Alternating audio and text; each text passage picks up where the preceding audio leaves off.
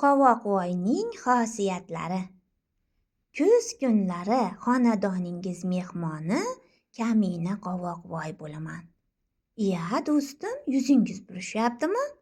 Men haqimdagi foydali ma'lumotlarni bilib olsangiz, har kuni qovoqli taom qilib bering, deb oyijoningizga yalinasiz. Qovoq oshqozon va ichaklar uchun foydalidir. Ozish uchun ham qovoq foydalidir.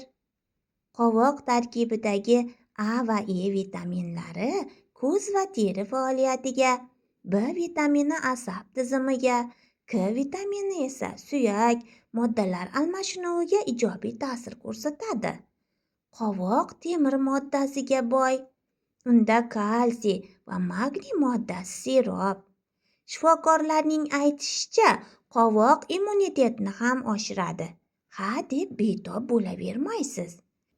Shunday bebaho ma'lumotlardan keyin qovoqli taom yemayman deb ko'ringchi.